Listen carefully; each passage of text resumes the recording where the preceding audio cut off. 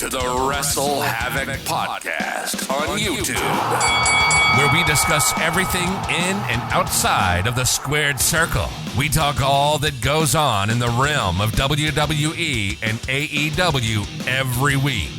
And now, here's your host, the one that will give you a reality check on pro wrestling, Flamin' Ricky DeReyes.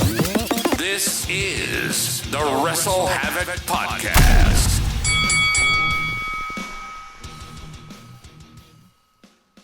What's up, everybody? It is Flamin' Ricky DeReyes right here on a WrestleHavoc Podcast Extra, where I discuss CM Punk's ESPN interview that dropped yesterday morning. We got a lot to talk about regarding that stance, and I will explain why it made the wrestling media look absolutely stupid. We're going to be talking about that and much more right here on the WrestleHavoc Podcast, in which we discuss everything in and outside of the squared circle. Make sure to like and subscribe for more content, and as the frickin' referee would say, ring, ring, ring that damn bell for more notifications. Of course, before I get into everything, if you guys haven't checked out the SmackDown review, the SmackDown review is up on the channel, where I talk about the Bloodline is no more. A very, very, very, very big segment happened last night on SmackDown, as it was the segment where Jey Uso needed to fall in line, and he had to choose either Jimmy or Roman Reigns. And from what it looks like, at the end of SmackDown, Jey Uso chose his own brother, Jimmy, and it looks like the Bloodline is no more. Absolutely amazing story that transpired last night on SmackDown. If you guys haven't checked out the SmackDown review, the link will be in the description of this video. Of course, tonight we have AEW Collision. It's going to be a very, very, very newsworthy show, as we have the return of CM Punk ever since September's All Out in the United Center. It's going to be a big deal. He is going to have a live microphone on TNT tonight, as well as he is going to be wrestling, teaming up with FTR to take on Samoa Joe and Bullet Club Gold's Switchblade Jay White and Juice Robinson. So be on the lookout for the AEW Saturday Collision review right here on the WrestleHavoc Podcast. Now, I'm going to be starting off this whole video. I don't want to really, offend any, media personnel. But when it comes to this whole ESPN article, I feel like at the end of the day, I feel like the media, especially the wrestling media, really need to stop, overhyping a lot of things, because then it causes a lot of stir on the internet. And unfortunately, and I don't want to be the type of guy that does this, because usually I'm not like this, but of course, 2 days ago, Wade Keller from PW Torch talked about CM Punk on his show, and he stated, and I quote, "I am under the impression between now and Saturday that there's going to be something that comes out that media-wise it's not going to help matters, probably. I don't mean to be cryptic, but I haven't heard the details or seen enough to say much, but yeah, I just don't know. I just think it's going to be one of those weeks." One of those weeks, per se, 2 days before the AEW Collision debut. Every time when something that you seem is positive when it comes to AEW, the media always has to put something fucking negative the day or two before. It's absolutely ridiculous. He talks about he just thinks it's going to be one of those weeks, and I'll put it that way. From what I'm hearing behind the scenes in AEW, it's just going to be one of those weeks.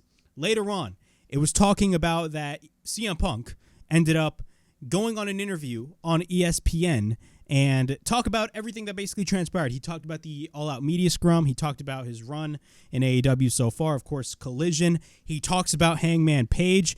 And a lot of people are creating the speculation that, hey, CM Punk is possibly working all of us in this whole interview, because it's kind of kayfabe, but at the same time, it isn't. And when it comes to Hangman Page's case, it definitely looks like CM Punk does not like Hangman Adam Page from the comments that he made.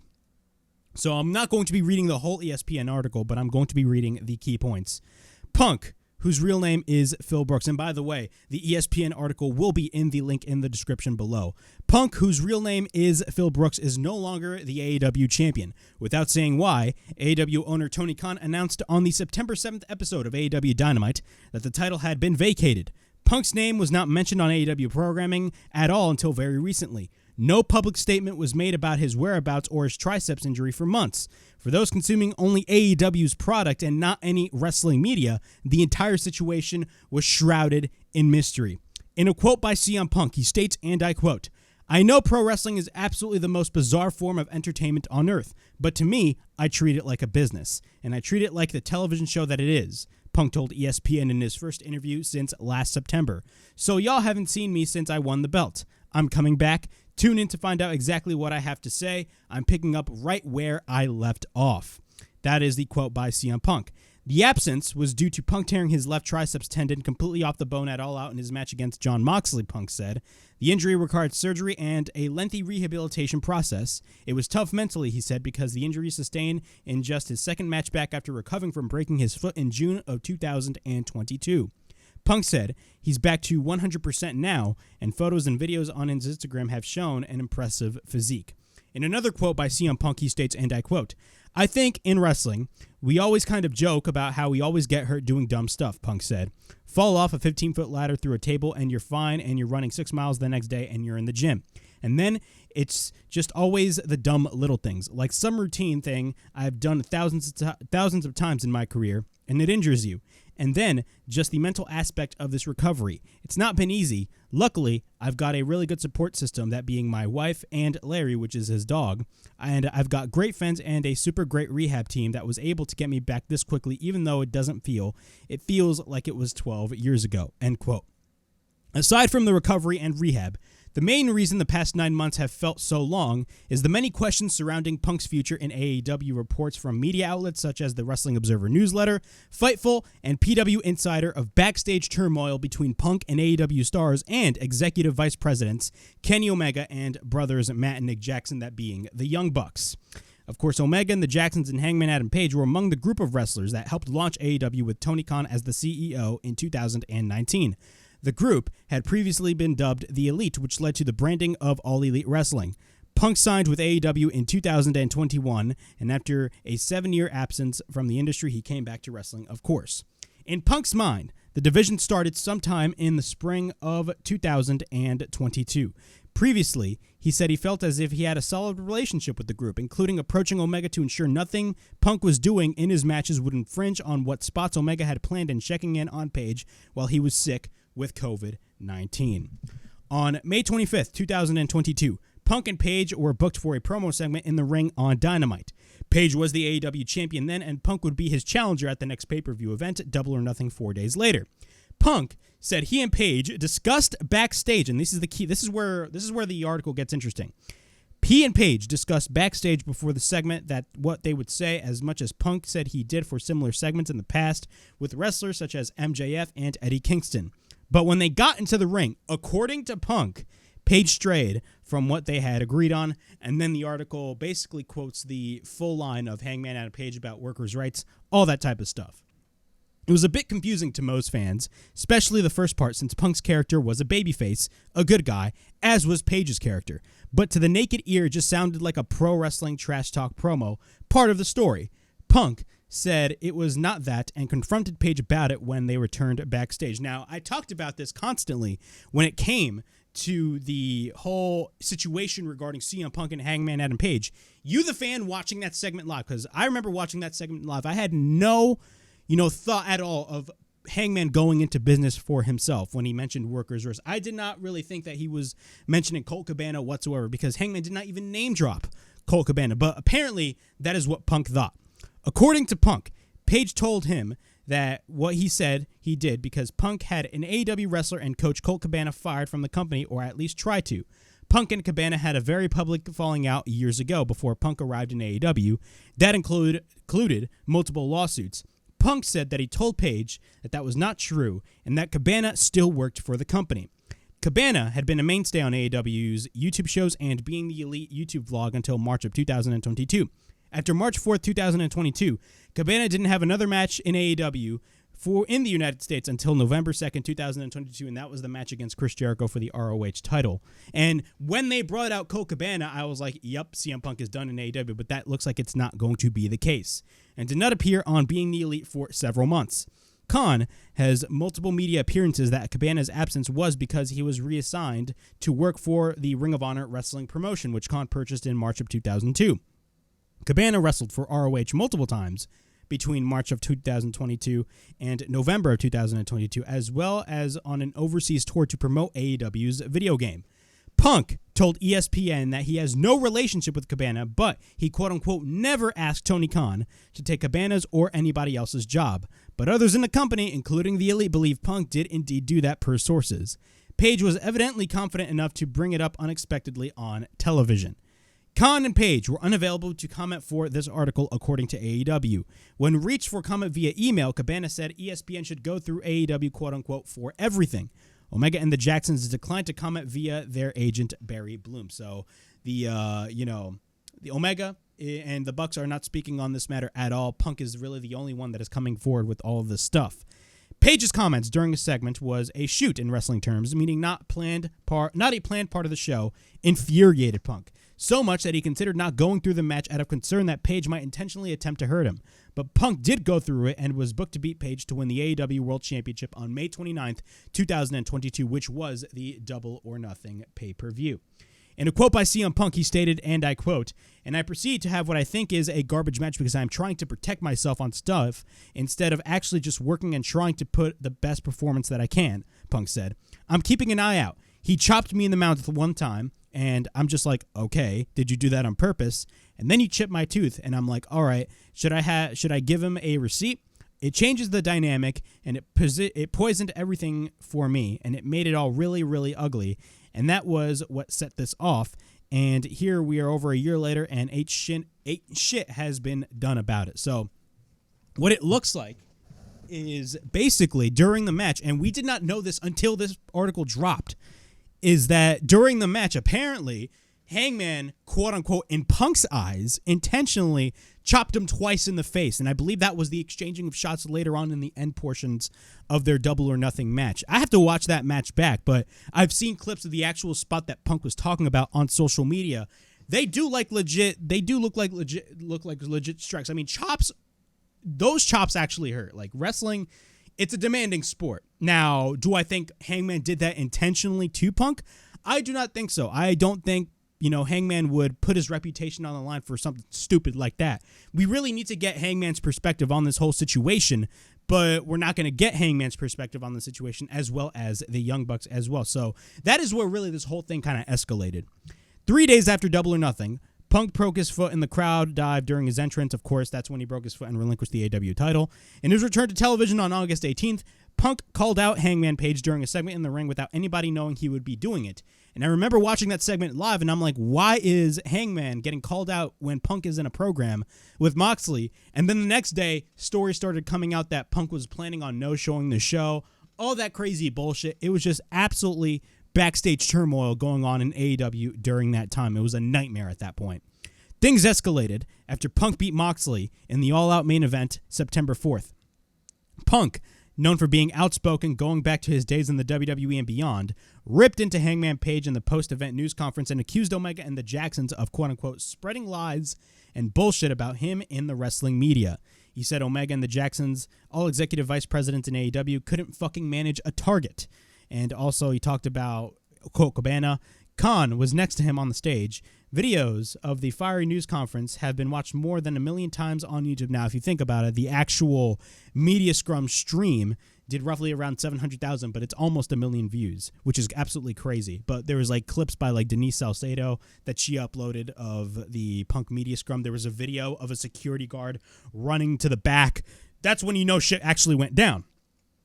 After that, Punk continues on about the media scrum, and he says he had regrets about what transpired in that media scrum and since apologized to Tony Khan for it. So he did apologize, but he apologized to Tony Khan, which is the right thing to do because Tony Khan is the guy that is paying him the checks, and he is his boss. But at the same time, this whole drama that transpired, yes, you can point the blame at Punk. Yes, you can point the blame at Hangman. Yes, you can point the blame at the Bucks. But at the end of the day, it's everybody's fault, but the majority of the blame has to go to Tony Khan because he is the guy that is paying all these guys significant amount of money, and he's not having order in his roster. And that was the biggest problem coming out of this whole situation. I talked about this past September. The AEW locker room at that point was a whole fucking war zone. Now, in a quote by CM Punk, he continues on to talk about the media scrum, and he talks about how he apologized. He says, "The first thing I said to Tony when I sat down with him and spoke to him after it was, Man, I'm really sorry I put you in that position, Punk said. I apologize for the scrum, but when you've watched that scrum, you're looking at a very, very frustrated guy and who told people that's not the first time he heard all that. And that's not the first time lawyers were told all that. It's not the first time lawyers were told all that, and that was just looking for something to be done, and nothing got done. So if you want something to be done right, you got to do it yourself. And I just didn't approach it in the right manner, but tension was high. I was very, very, very pissed off. I pretty much knew that I had just injured myself again. I was hurt, and I was disappointed. Yeah, it's very easy for me to say, I regret that, and I handled it the wrong way 100%. So you know what? Good on CM Punk. Good on CM Punk for actually looking at the error of his ways. My only problem that I had, it's not really with the apology that he made in this ESPN interview, but throughout the entirety of the time that Punk was out, especially in the months leading to tonight, of course, where he's going to be making his return, he's been going on these Instagram stories and going after the media and just burying Chris Jericho. Apparently, he had some issue with Jon Moxley about the build-up to their all-out match, which, in my opinion, looking back at the build to the all-out match, was pretty fucking stupid if you think about it, and I actually agree with Punk. It was a dumb idea. The whole Rocky 3 idea was just dumb as fuck. Because why would you give that match on free television 2 weeks prior to the pay-per-view? It just makes absolutely no sense. But he continued on with those Instagram stories, either making teasers about his return or just stirring up bullshit. And whenever any wrestler stirs up bullshit regarding the situation, you know the situation is not done and not fixed at all. After Punk left the news conference, there was a physical altercation involving Punk and his longtime friend and AEW producer, Ace Steel and Omega and the Jacksons, according to multiple reports. No one has discussed exactly what transpired, and Omega said on the Sessions podcast with Renee Paquette on March 1st that we cannot say anything legally. AEW launched a third-party investigation with a law firm into the matter, which has since been completed. Sources confirmed with ESPN. Tony Khan announced on the September 7th episode of Dynamite that Punk's AEW World title and AEW World Trios title, which Omega and the Young Bucks held, were vacated. Khan didn't mention their names, but that the titles just no longer had champions, and there was little to no mention of Omega and the Jacksons on AEW television again until November, in which they returned at Full Gear. Punk continues on, and he says he doesn't like saying, quote-unquote, no comment, but that, quote-unquote, we were trying to move past about what happened on that night specifically. I don't think what happened was a big deal, Punk said. This has happened in the last 10 months in hockey and basketball and baseball and just about every sport, and it's covered and it's gone the next day. I think because I have injured my tricep and I've been out for so long, I think it has been exacerbated, and I think it's been exacerbated by people spreading lies about the whole thing. And when in reality, my attitude is, well, shit happens. Omega then said on the Sessions about what happened was a super big shame, and a lot of people aren't going to ever know exactly how it went down or why it could have been prevented. He said thankfully no one was seriously injured and hopes other parties are doing well. The important part is that I don't think anyone is happy that it happened or is proud that it happened or anything like that, Omega said. I think across the board, everybody thinks it was a terrible situation that was unnecessary. Punk said he has not had any conversation with Kenny Omega or the Jacksons since the incident, although he tried. Now, this is the interesting part. He said when he has reached out, he has gotten messages from lawyers saying, do not contact this person. Punk said that he was unclear whether those responses came at the request of legal representatives of Omega or the Omega and the Jacksons or a third party. Now, that is very interesting because there's been reports talking about how Tony Khan had to sit down with Chris Jericho and CM Punk to maybe hash things out, because if you guys do not remember, after the brawl that happened in the locker room after the press conference this past September at All Out, Chris Jericho went up to CM Punk and called him a cancer to this company. And there was reports about CM Punk, Tony Khan, Chris Jericho having meetings, all that. And we all thought those meetings were going to be again with the Elite, but apparently that is not the case.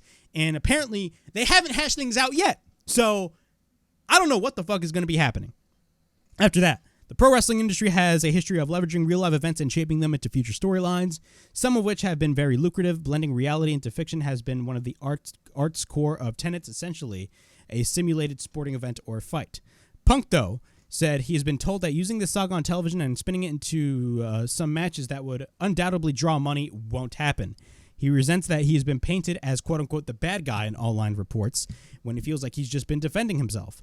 Punk said people in the AEW locker room are leaking things to the wrestling media, have contributed to the internal drama, which I absolutely agree with. I think coming out of this whole situation, and it's in the thumbnail of the video, the media, they look stupid, but at the same time, the media has a large portion to blame as to why all this shit is going on in AEW. It's, at the end of the day, the media's fault because they are blowing it out of proportion, and it's just causing constant negativity, and it's absolutely ridiculous. Somebody in AEW is leaking all this false information. I was watching Ango. He's a great YouTuber. Check him out. And he talked about this when he was covering this ESPN article. A large portion of the blame has to be pointed out at the media because the media loves their clicks, they love their attention, and they just want to get clicks. Every time at this point, when it comes to guys like Wade Keller and Dave Meltzer, I like those guys, especially Dave Meltzer and Brian Alvarez. At this point, every time when they talk about CM Punk, I tend to just gasp and just be like, is that really the truth?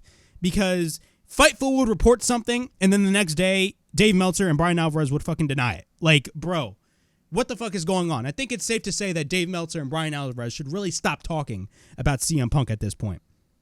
All right, Punk continues on, and he says, now we got to roll in the fucking mud, and that never should have happened and has never been course corrected, Punk said. So I understand people want to say that, oh man, Punk is a dink. Well, yeah, because I'm defending myself, and I'll always defend myself. I'm open to having a full-blown fucking sit-down, pow-pow discussion with everybody about it, but it hasn't happened yet, and not because of my lack of trying. So Punk, the reports that, were coming out primarily by Fightful about Punk, wanting to hash things out and, kind of reconcile with everybody are true. Punk flat out stated in this article that he wants to reconcile with everybody, and that hasn't happened yet. And now a lot of people are pointing at the Elite as the guys not wanting to work with CM Punk. Now, who knows what happened in that locker room that night when the backstage fight happened? Who knows what happened? Who knows what Punk said to Matt or Nick? Who knows what the Bucks said to Punk? Who knows what happened? At the end of the day, Punk and the Bucks know exactly what happened. But I will say this. The Bucks not wanting to work with CM Punk, although if you're in the shoes of the Bucks, it would be understandable.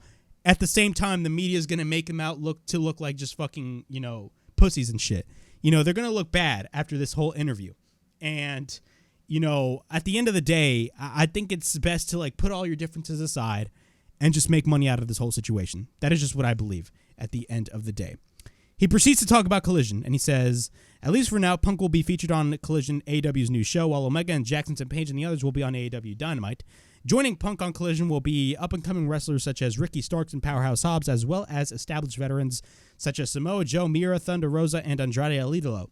Punk said he's excited about the new show with a lot of talent, but will need to build some depth. And later on, he talks about how the ESPN talks about how Saturday hasn't been a big night for wrestling television in over 2 decades.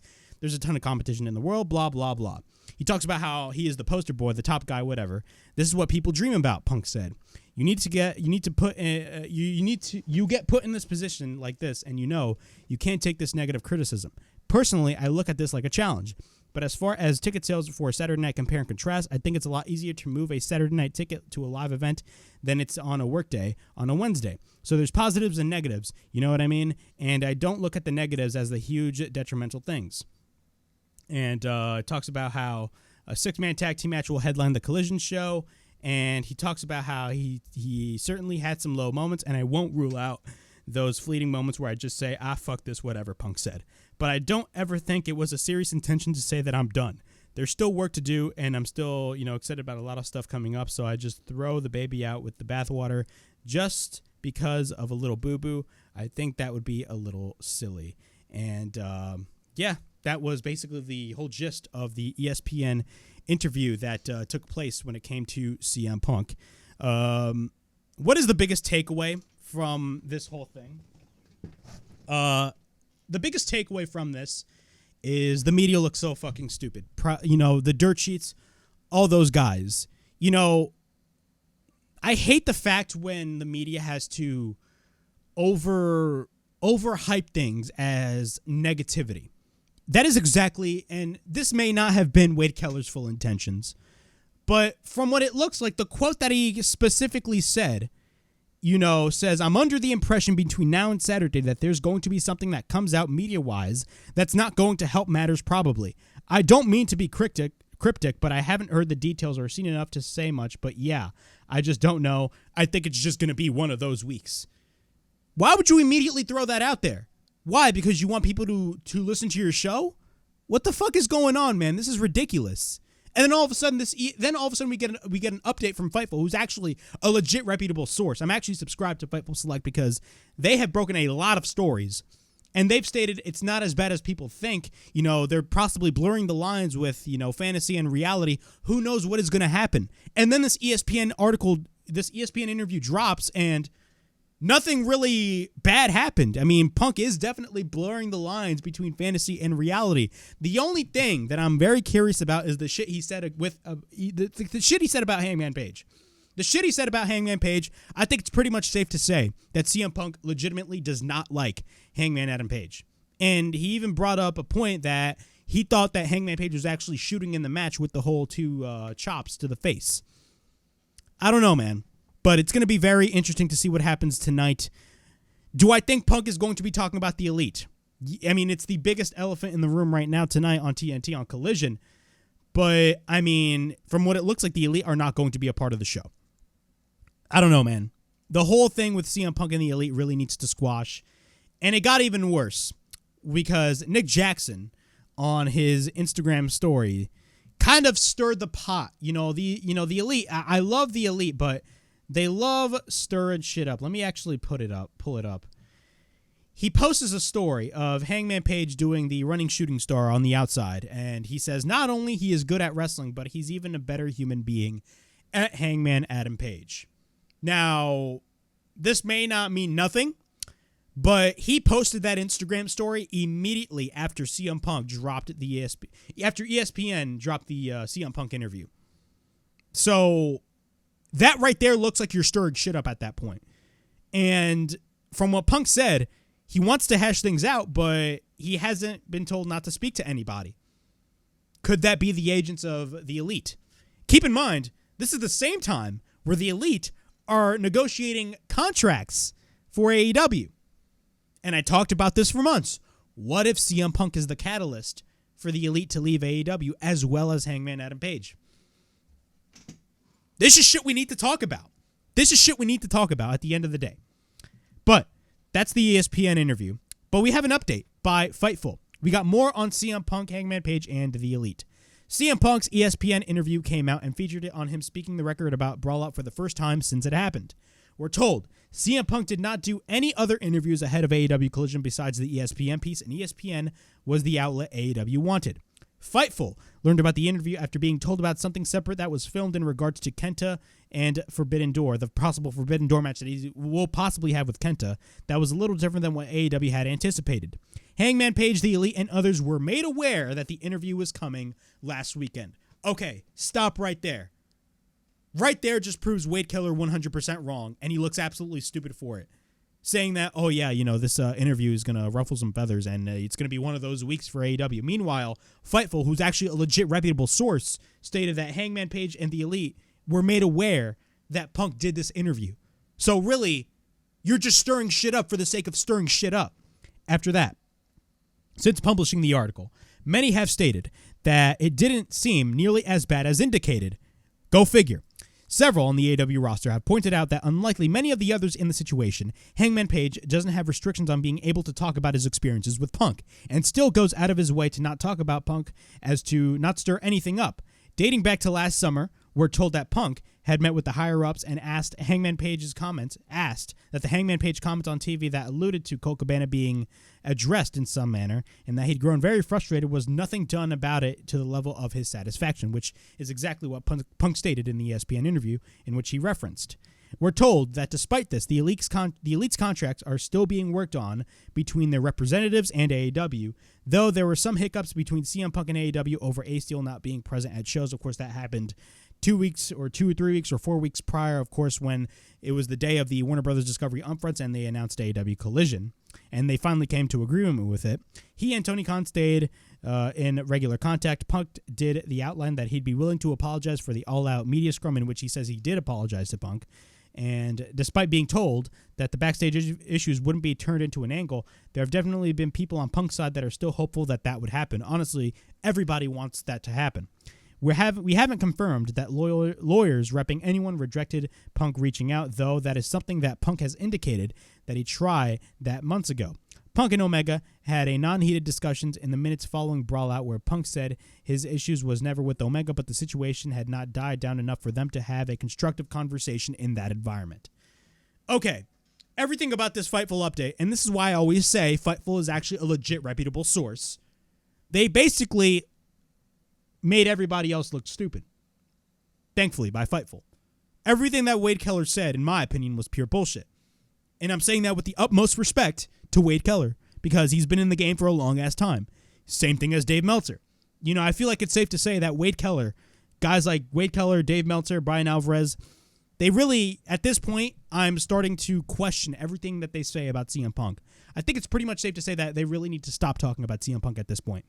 Because if CM Punk is going, you know, yes, Punk should really shut the fuck up about the whole media. I get it. He should. But at the same time, if Punk is talking about Meltzer and Alvarez, somebody is either spewing bullshit or somebody in AEW internally is leaking that information out to those dirt sheets. I don't want to be, you know, I don't want to ruffle some feathers with anybody because that is not my job here. You know, I'm a podcaster, I'm a content creator, and I want to be brutally honest with any particular situation that I'm talking about. This whole thing was blown out of proportion, and that is the main thing that I really want to get off my chest. This whole situation, this whole ESPN article was completely blown out of proportion, and the Elite, the Young Bucks, Kenny Omega, they absolutely knew everything that was going to be going down. So at the end of the day, the internet needs to shut the fuck up, relax, nothing bad happened, and just sit down and watch CM Punk's return tonight on TNT. That is it. That is all I'm going to be saying about that matter because, again, it's the, you know, the news sites and the internet love stirring shit up for the sake of stirring shit up. And a lot of people are throwing this terminology out as well. There's a smear campaign against CM Punk. Usually I would deny that, but honestly, I'm actually starting to believe that there's a legit smear campaign against CM Punk. That's all I'm going to say, man. I hate being the guy to say that, but CM Punk ain't bullshitting. He's not. He really isn't. But that's all I'm going to say about that. CM Punk is going to be making his return tonight on the premiere of AEW Collision on TNT at the United Center. It's going to be a big deal, and it's going to be a very, very, very newsworthy night of wrestling. And, yeah. So, speaking of Collision, I'm going to be leaving you guys with these two notes. Basically, we got the new theme song for AEW Collision, and it's Saturday Night's All Right to Fight by Elton John. So that is a great theme song for Saturday Night Collision. As well as we got the commentary team for tonight's show, and it's going to be the permanent commentary team for Collision every Saturday night. And it's going to be consisting of good old JR, Jim Ross, Kevin Kelly from New Japan Pro Wrestling, as well as Nigel McGuinness, which I'm absolutely excited about. But yeah, I just wanted to throw that out there, of course, if you guys are curious about the possible commentary teams for Collision. But yeah, that is my thoughts on all this whole thing that was going down regarding this whole ESPN article. Yeah, please like, subscribe, comment down below, push that bell for notifications, and be on the lookout for more videos right here on the WrestleHavoc Podcast, in which we discuss everything in and outside of the squared circle. Make sure to like and subscribe for more content, and as the freaking referee would say, ring, ring, ring that damn bell for more notifications, and be on the lookout for my AEW Collision review tonight right here on the WrestleHavoc Podcast. And as always, it is Flamin' Ricky DeRays, signing out. I'll see you guys for AEW Collision.